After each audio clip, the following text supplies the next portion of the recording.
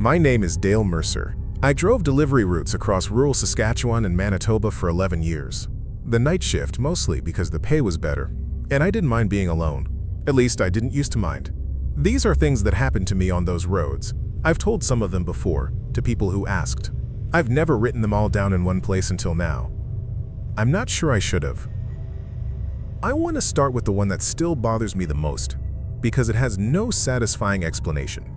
The other stories I'm going to tell you, some of them have things I can point to and say, well, it was probably this, or it was probably that. This one doesn't. This one just is what it is, and I've carried it around like a stone in my chest for almost 10 years now. It was a Tuesday in October, the kind of cold that comes in off the prairie like a wall. I was running a late route, picked up the manifest at the depot around 11 at night, which was normal for me. The route went south out of Moose Jaw on Highway 15, then cut off into a grid of gravel roads that served about a dozen farms. Isolated stuff, the kind of places where people get their mail at a box on the highway because the driveway is a kilometer long and no one's going to drive it in January. I had a package for a woman named Karen Holt. I know her name because I delivered to that address before, twice in the past year. It was a farmhouse set back from the road. Old clapboard siding painted green at some point before I was born. The driveway was gravel, and I remember the crunch of it under my tires that night, and the way my headlights swept across the yard and found nothing alive. Knocked on the door. No answer. Knocked again, louder, the way you do when you've got a signature-required parcel and you don't want to drive back out again tomorrow night. I could see a light on inside, one of those dim yellow lights, like a lamp in a back room, so I knew someone was probably home. Tried the screen door handle. Not locked. I opened it a crack and knocked on the inner door. That's when I heard her. She said, "Just leave it on the step, please." The voice came from somewhere inside, muffled, like she was 2 rooms back. She sounded tired. Not scared, not panicked, just tired in that heavy way. Some people are late at night. I said, "Ma'am, I need a signature on this one." Long pause. Then she said, "Can you slide the paper under the door?" I'd done this before. It's not standard, technically, but it happens. I crouched down and fed the signature form under the gap at the bottom of the inner door. There was a minute, maybe more, where nothing happened. I was about to say something when a pin came back under the door, and then the form. She'd signed it. The signature was Karen Holt, in a kind of careful cursive that looked like an older person's handwriting. I took the form, left the package, got back in my truck. I was halfway back down the driveway when my headlights caught her standing at the edge of the yard, just at the tree line, maybe 40 meters off to my left. She was wearing a white nightgown, her arms were at her sides. She was looking at the truck. I stopped. My foot went to the brake before my brain told it to. She was just standing there, very still, and the thing that got me, the thing that still gets me, is that she wasn't looking at me specifically. She was looking at the truck, the way you'd look at something you weren't quite sure was real, like she was deciding whether to be afraid of it. I sat there for probably 30 seconds. She didn't move.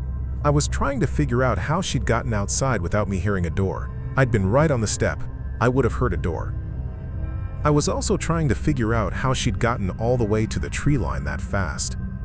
And I was trying to figure out how she was standing there in a nightgown in October on the Saskatchewan prairie, without looking cold, without shivering, without her hair moving at all in the wind that was definitely blowing that night because it had been rattling the door I was knocking on. I drove away. I didn't get out. I didn't roll down my window. I put the truck in gear, and I left, and I didn't look in the rearview mirror, not once the whole way back to the highway. The next week I had another delivery for that address. Karen Holt.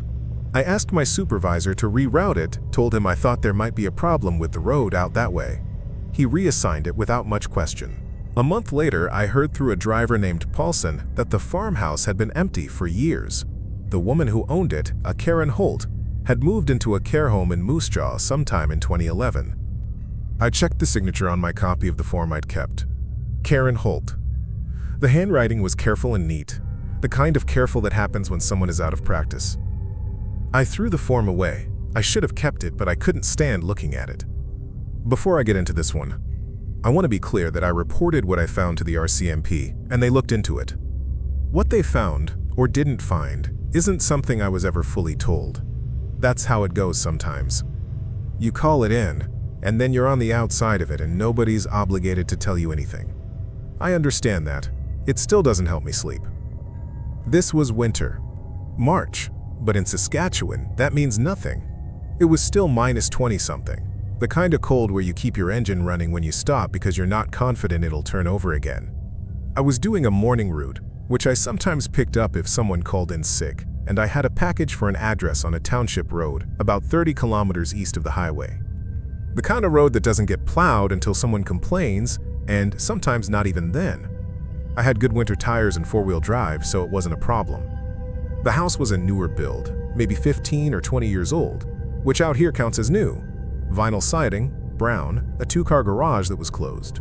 No vehicle in the driveway, which meant either they were out or the cars were in the garage. There was a light on. I remember thinking that was good, because a light meant someone was home and I wouldn't have to leave the package in the cold and hope it didn't freeze.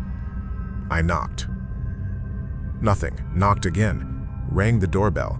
I could hear the bell inside. That meant it was working. Still nothing. I was getting ready to put the notification slip in the door and leave when something made me look at the front window. The curtain was pulled almost all the way closed, but there was a gap of maybe 2 centimeters at the bottom, and through that gap, I could see the floor. There was something dark on the floor. It looked wet. I told myself it was water. I told myself it was a spilled drink. I told myself 5 different reasonable things in about 4 seconds, and none of them felt true. I called out.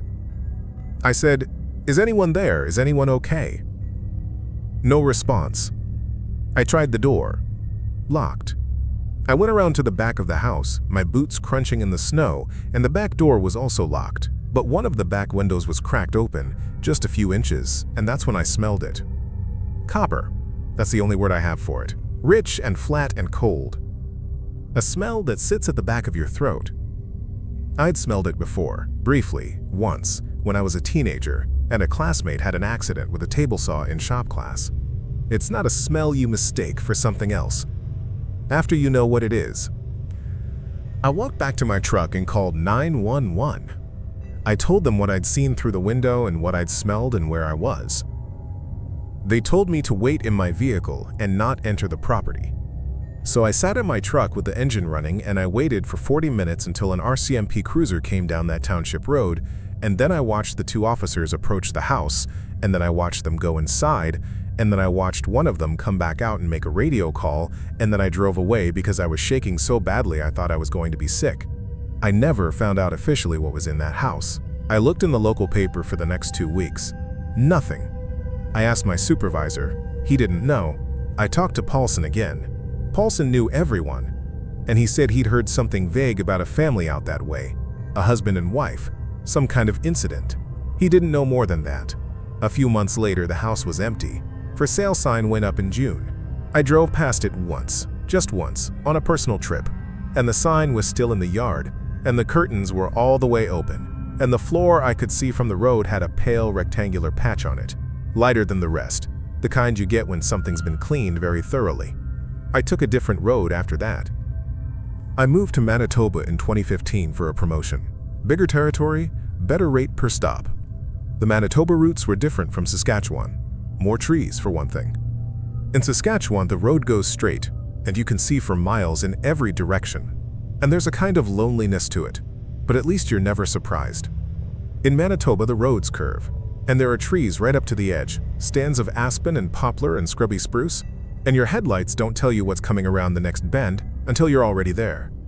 August in Manitoba is hot and wet, the kind of wet that makes the ditches thick with vegetation.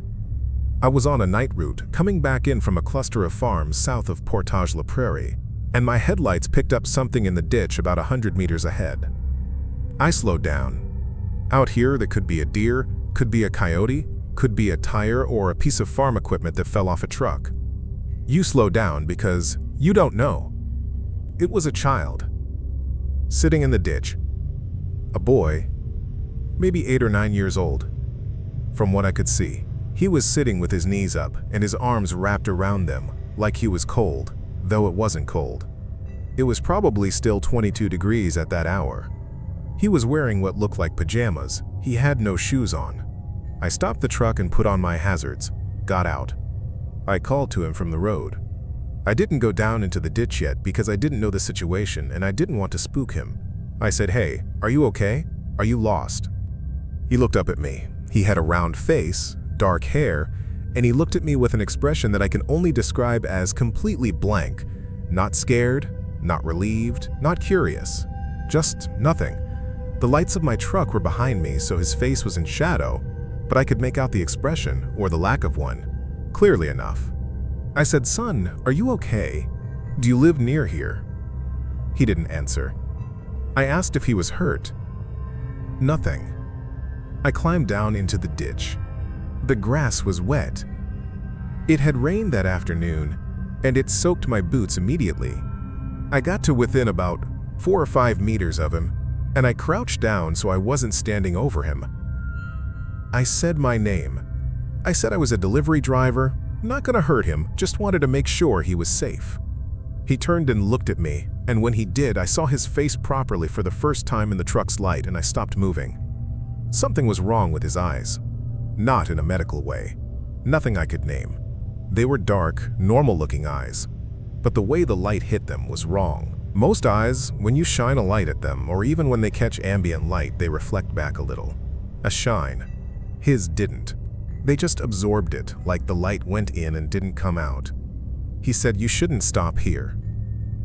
His voice was flat and quiet. Not the voice of a child who was scared or hurt or lost. More like the voice of someone reading something aloud that they didn't write. He said it again. "You shouldn't stop here." I said, "Why?" I said it was okay. I could get him help. I had a phone. I was already reaching into my pocket for it. He stood up, and the standing was wrong too, the way he did it. Not the way a kid stands up, pushing from the ground with their palms and being unsteady. He just rose in one smooth motion, without using his hands at all. He said, "Go back to your truck." There was a rustling in the tree line behind him. That was the moment my nervous system gave up, trying to reason with my brain, and just started running. I went back up the ditch bank, got in the truck, and I drove. I know how this sounds. I left a child in a ditch in the middle of the night. It is the thing I feel worst about in this whole list of things, except that I am increasingly not sure that what I saw was a child. I called 911 from the road and gave the location as best I could. Dispatched a unit. I called in again the next morning to follow up, and the dispatcher said no child had been found at that location. No missing children reports in the area. No one who matched that description. I went back in the daytime. The ditch was empty. The grass was bent down in a rough circle where something had been sitting. And in the soft mud, at the edge of the ditch, there were footprints. Small ones, going to the tree line. They didn't have the shape of a foot with toes. They were smooth, oval, like the bottom of a shoe, except there had been no shoes. Some of the things I'm going to tell you aren't supernatural scary. Some of them are just human scary, which is often worse, and this is one of those. I include it here because it belongs in this collection. It belongs to this part of my life, these roads, this dark. Turtle Mountain is in the southwest corner of Manitoba, bumping up against the North Dakota border. It's hilly country by prairie standards. Small rolling hills, oak and aspen stands, and roads that dip in and out of shallow valleys where the cold air pools. I was doing a rural route out of a depot in Boissavin, covering about 40 stops across a wide territory. It was a good route during the day. At night, in November, it was something else. I had a consignment, 16 packages, all different sizes, all to the same address. That's unusual. 16 packages is a lot. The address was on a road I didn't know well, and the packages had been in the depot for 3 days already, which meant multiple failed attempts by someone else. Normally they'd tell me why the attempts failed, but the paperwork just said, "No answer, redelivery required." 3 times, the road turned to gravel, and then the gravel got worse, and then it turned to what I'd charitably call a 2-track. Just grass with a lane pressed into it by vehicle tires over the years.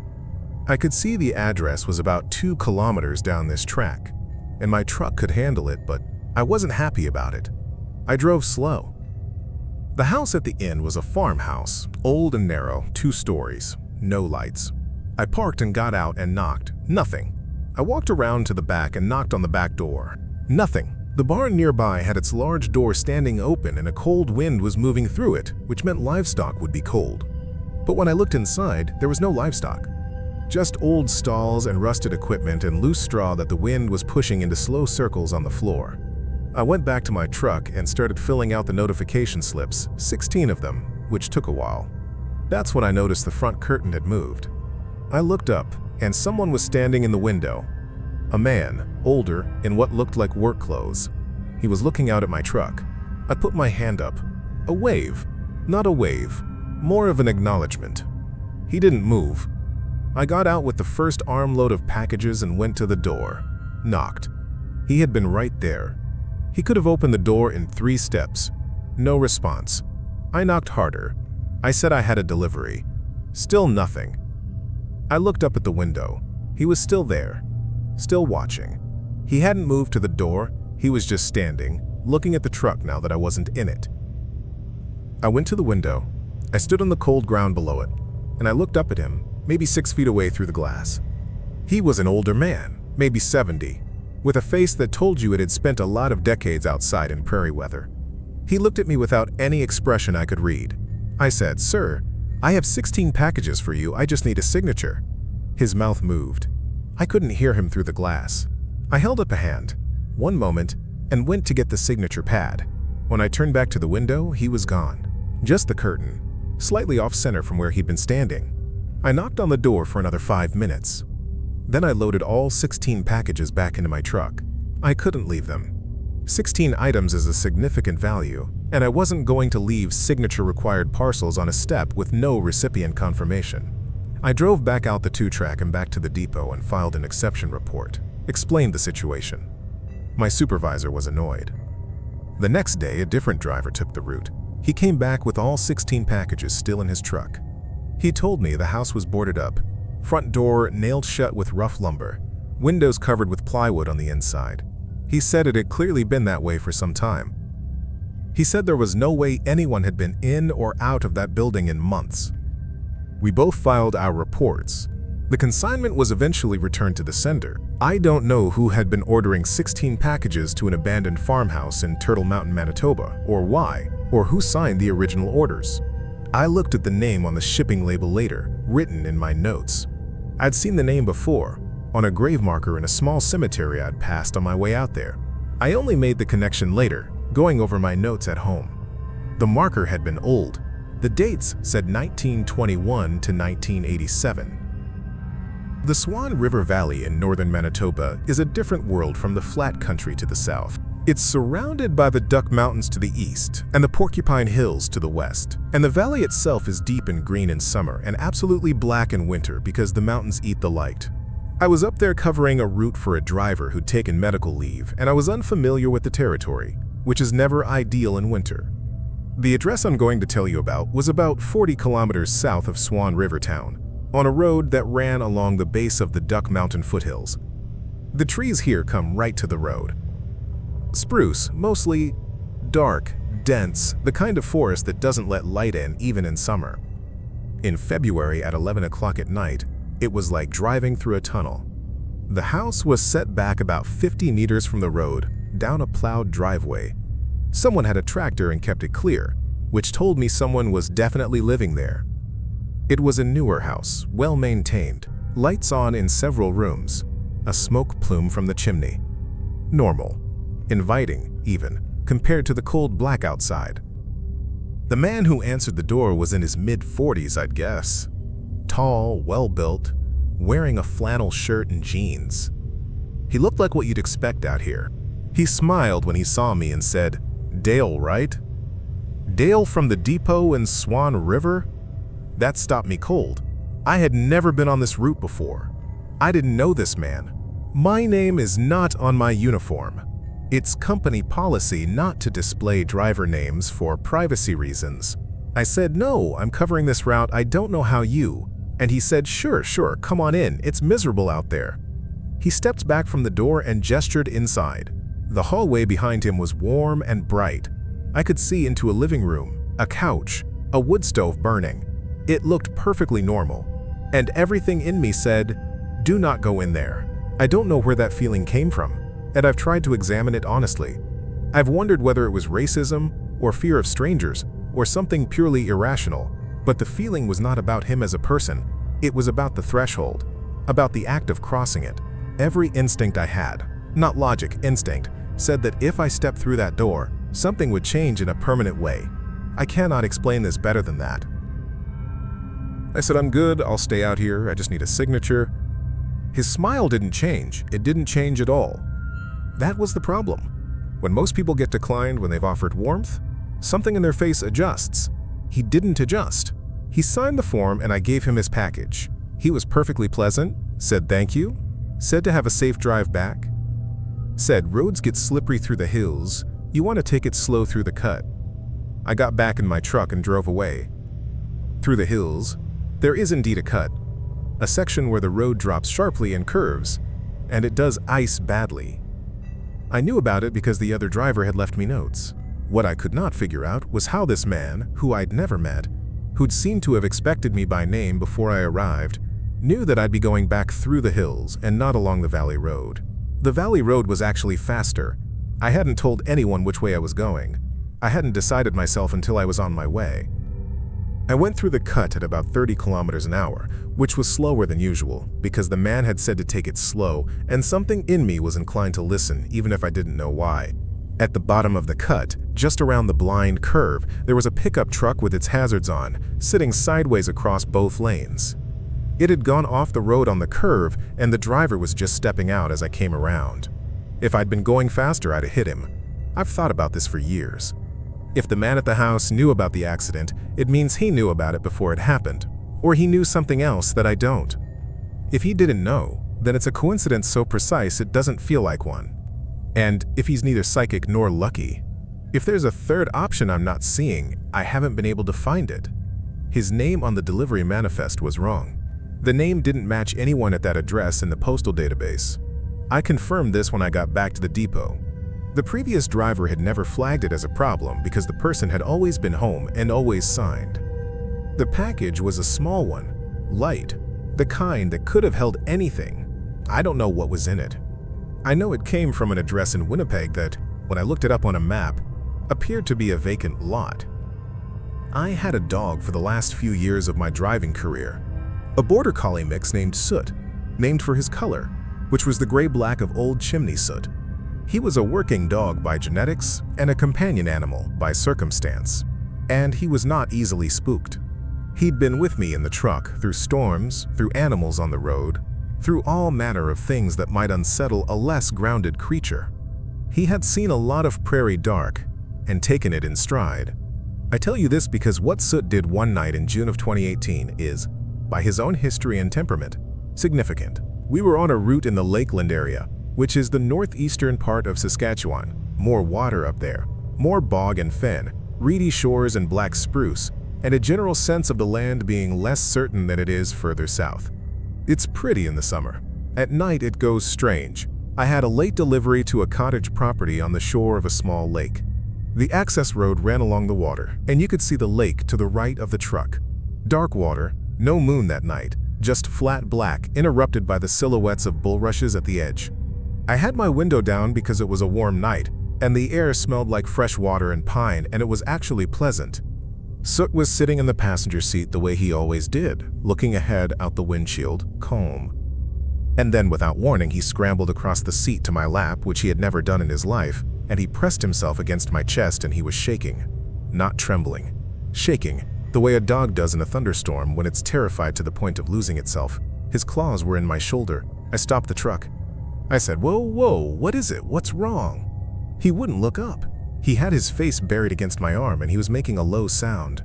Not a whine, not a bark. A sound I can only describe as a moan.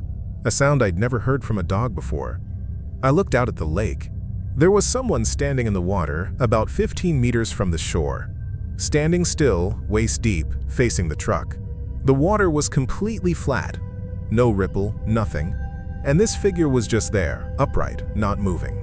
Pale shirt or pale skin, I couldn't tell. No features I could make out at that distance in the dark. I watched for 2 minutes. I know because I checked my phone at the start and end. The figure didn't move. The water didn't move around it. It stood as if it were planted there, as if it had been there for a long time. I turned the truck around. I'm not going to pretend there was a deliberation. Soot was trembling against me, and the figure in the water hadn't moved in 2 minutes, and I turned the truck around and drove back the way I came. I rerouted the delivery as a failed attempt and left it for the next day. The next day, in the afternoon, I drove out there myself to try to understand what I'd seen. The lake was bright and cheerful in the daylight, the way a lake can look completely harmless in good weather. I walked down to the water. At the spot where the figure had been standing, the bottom was shallow. I could see it was only waist deep, which I'd already known, and that was fine. What was not fine was the way the mud on the bottom looked in that one spot. It was disturbed, not by something moving through it, but by something that had stood in it. 2 oval depressions in the soft lake bottom, side by side, the shape of feet, sunk deep into the silt, the way something very heavy, or something that had stood very still for a very long time, would sink. Soot wouldn't come to the water's edge. He sat 20 meters back up the bank and watched me, and the look on his face was the most unsettling part of the whole thing. It wasn't fear at that point. It was something more like pity. I want to preface this by saying that I'm not a person who tends toward obsession.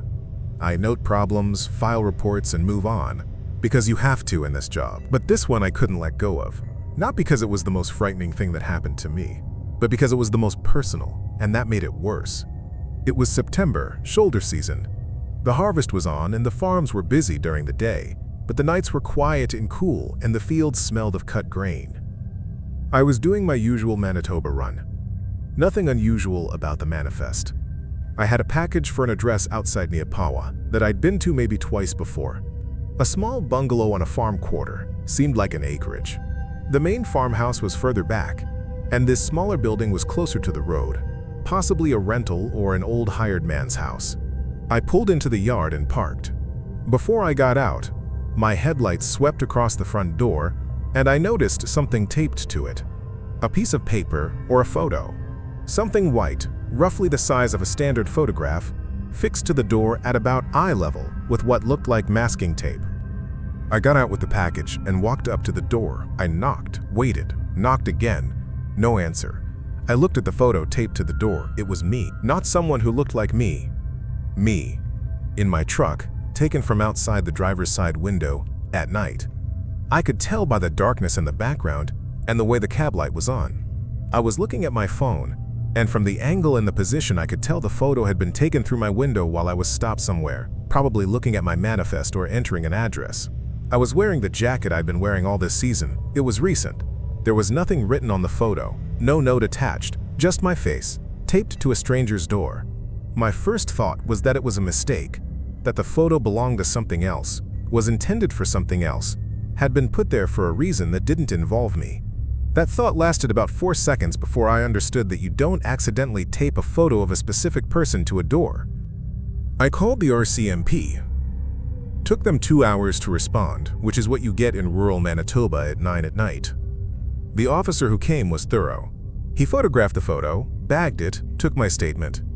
He asked me if I had any idea who might have taken it or why. I didn't.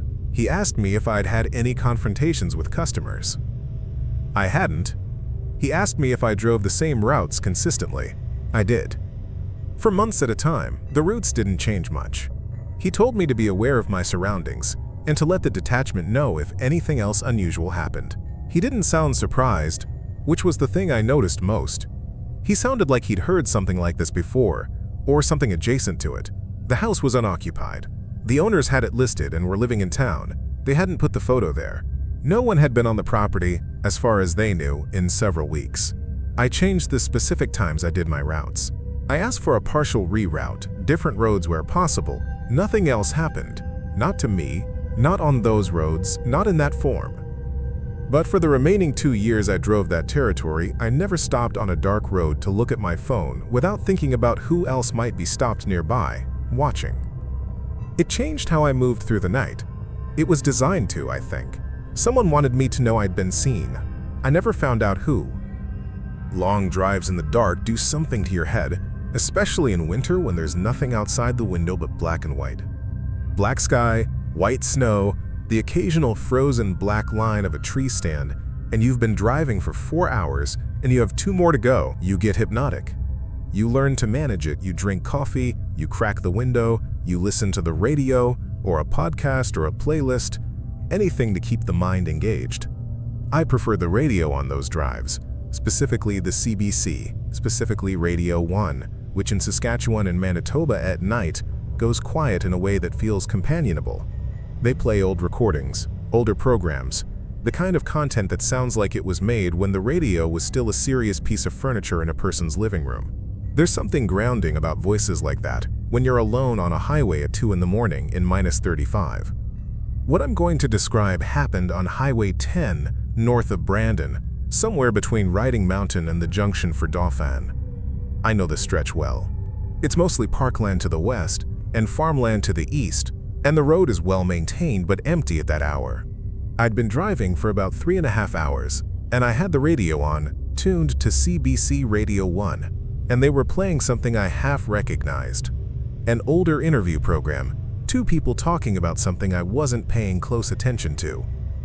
And then one of the voices said my name. Not like a name that sounds similar. Not a Dale that could have been another word I misheard. My full name, Dale Mercer, in the middle of a sentence. In the voice of the interviewer, casual, conversational, as if my name had always been part of that recording. I turned the volume up. The sentence that contained my name was something like, I'm reconstructing from memory. And someone like Dale Mercer, driving north on 10, would tell you that the road changes when you're not watching it carefully. I pulled over. Hazard lights on. I sat completely still with the radio on and listened. The program continued as if nothing had happened. The 2 voices discussed something about rural infrastructure, I think, or perhaps communities. It was hard to focus. My name didn't come up again. After about 4 minutes, the program ended, and the station went to a music interlude. I have no rational explanation for this. I've looked into whether CBC archives have programs that mention people named Dale Mercer. I even contacted the CBC directly, explained I thought I'd heard my name in an archival broadcast on Radio 1 on the date and approximate time I'd been driving. The person I spoke with was polite and took my information and followed up a week later to say there was no program in their archives that matched my description and no broadcast record from that time slot that included anything close to what I described. There are explanations. Interference from another broadcast, misheard audio, highway hypnosis, producing a kind of waking dream in which familiar audio gets personal overlays. I've read about this, and it's a real documented phenomenon. I hold all of these explanations in mind. But the part of the sentence I remember most clearly is the last clause. The road changes when you're not watching it carefully. And the reason I remember it is that for the rest of that drive, I couldn't stop thinking about what was happening on the road in my peripheral vision, at the edges where my headlights gave out and the dark began. I felt, with a clarity that was not pleasant, that I was being advised, that something was giving me a practical instruction. I watched the road carefully. I don't know if it helped. I got home fine that night, but I drove those last 2 hours differently than I'd driven any stretch of road before or since. Methodically, precisely, with my eyes moving in a pattern. Sweeping rather than staring. The way you'd watch a room if someone had just told you there was something in it you hadn't seen yet. My last night driving was a Tuesday in March 2022. I'd given 3 months' notice, and this was the end of it. I was 41 years old, and my knees were complaining about the truck, and I'd been offered a supervisor position at the depot in Brandon, which meant regular hours and no night routes and a chance to sleep in the same bed more than 4 nights a week. It was time. I knew it was time. I had a half manifest light load. Shouldn't have taken more than 4 hours. I was finishing by 9 and planning to be home by 10:30. It was cold but clear, one of those March nights when the sky is so dense with stars that it almost provides its own light. And I was feeling something close to nostalgic, which surprised me. 11 years of dark roads had worn me down, and I was glad to be finishing. But there's something about a thing you've done thousands of times that becomes part of you even when you're ready to set it down. Route 34 East is a municipal road, gravel, running east from Highway 10 through flat farmland. Good road, wide enough for 2 trucks to pass. I'd been on it maybe 200 times over the years. My last stop was a farm about 18 kilometers from the highway. I knew the family, a couple in their 60s named the Vordings, who ran a grain operation. They were always good for a wave, and sometimes a coffee if you came at a reasonable hour. It was a little late for coffee, but I was in a good mood and I made good time and got there at 8:45. I knocked. Mr. Vording answered. Glenn, older now than when I'd first met him, hair a lot more silver. He shook my hand and signed for the package. And then he said, "Heard it's your last night." I said, "Yes, how'd you know?" He said, "Word gets around." He said, "You gonna miss it?" I told him honestly that I wasn't sure. He nodded. He said, "This road's gonna miss you," which was the kind of thing country people say, not quite meaningless but not quite full of meaning either. I thanked him. He watched me get back in the truck. I drove back west on Route 34. My headlights lit up the gravel and the ditch grass, still winter brown, and the flat fields on either side, and the sky above was enormous and brilliant. I was driving at a comfortable speed, maybe 80, which is slow for a gravel road, but it was my last night, and I wasn't in any particular hurry anymore. About 6 kilometers from the highway, I saw something on the road ahead, not in the ditch. On the road, in the middle of the westbound lane. I slowed down. As I got closer, I could make it out. It was a dog, sitting in the road, facing my truck. Just sitting there, calm, the way Soot used to sit in the passenger seat. Upright, composed, not about to move. I stopped about 20 meters away, put the hazards on, got out. It was not a dog I recognized, and I knew most of the dogs in this area by sight after 11 years. It was big, a shepherd or a husky cross maybe, with gray-black coloring and pale eyes. It was looking at me, and unlike the boy in the ditch, its eyes were entirely normal. They caught the light the way eyes should. They looked at me with something I could only read as intelligence. I called to it. I said, "Come on, get out of the road." It didn't move. I walked toward it slowly, the way you approach an unfamiliar dog. Neutral body language, no eye contact, not quite approaching directly. It let me get within about 3 meters. Then it stood up, turned, and walked to the ditch. But it didn't go into the ditch. It stopped at the edge of the road and looked back at me over its shoulder. And I had the distinct, irrational, completely unexplainable sense that it wanted me to follow it. I stood there for a moment on the empty gravel road, on my last night, in the cold and the dark and the stars, and I thought about all the things I'd seen in 11 years that I'd never followed, all the roads I hadn't taken, all the thresholds I hadn't crossed. I walked to the ditch.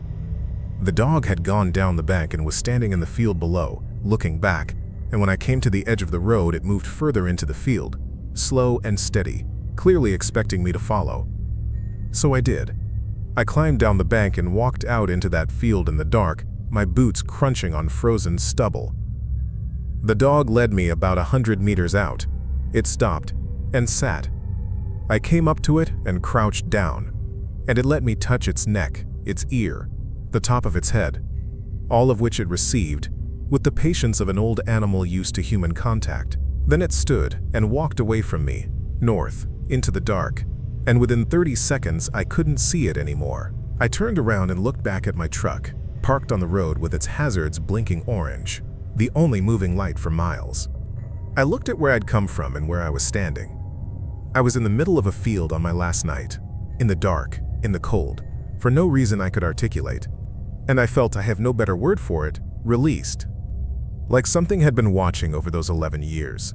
All those dark roads and strange addresses and curtains that moved and figures that stood in water, and it had walked me out into a field on the last night to show me that the dark was also just a field. Frozen and empty and entirely still. The same stars above it that were above the road. The same cold on my face. I walked back to the truck. I drove the last 6 kilometers to the highway, turned north, and went home. I handed in my credentials at the depot the next morning and started the office job the following Monday. I still drive those roads sometimes. In my own car, in the daytime. When I have reason to be out that way, the roads look different in the light. But sometimes, at dusk, when the sky is going from orange to that heavy prairie blue-black, I'll be on a road I know and I'll feel the shape of it change under me. The way a familiar thing can suddenly feel like something else entirely. And I'll remember what the voice on the radio said. The road changes when you're not watching it carefully. I watch it now. I think I always will.